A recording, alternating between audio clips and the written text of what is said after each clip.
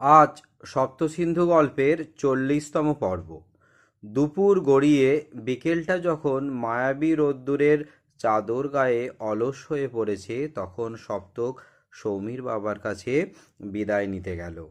সৌমির বাবাকে সে বলল, সৌমি বরং কিছুদিন আপনার কাছে থাক, তাহলে আপনার ভালো লাগবে।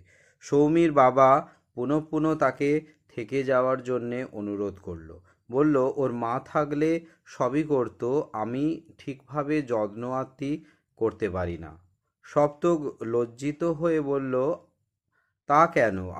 আমাকে আপনি এত পর ভাবেন কেন? আচ্ছা ঠিক আছে, বরং কাল একবার আমি এসে ঘুরে যাব।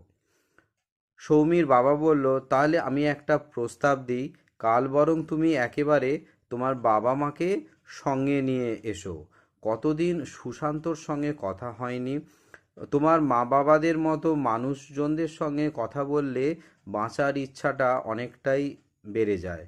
মনে হয় যেন এনারা আছেন বলে আজও পৃথিবীটা এত সুন্দর।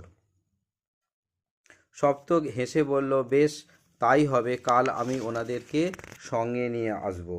বলে সপ্তক সৌমির বাবাকে প্রণাম করে বেরিয়ে গেল। সৌমি এবার কোমর বেঁধে ঘর গোছাতে লাগলো।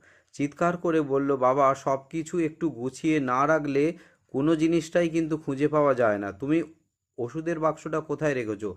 নিশ্চয়ই ওষুধ খাওনি। তার বাবা হেসে বলল, এই তো তুই চলে এসেছিস, আর ওষুধ না খেয়ে উপায় থাকবে? সৌমি আরও বকাবকি করতে লাগলো, বলল, এইভাবে থাকলে কি শরীর টেকে? সৌমির বাবা হেসে বললেন, এবার তোর বকাবকি একটু বন্ধ কর তো, বন্ধ করে একটু বিশ্রাম নে দেখি।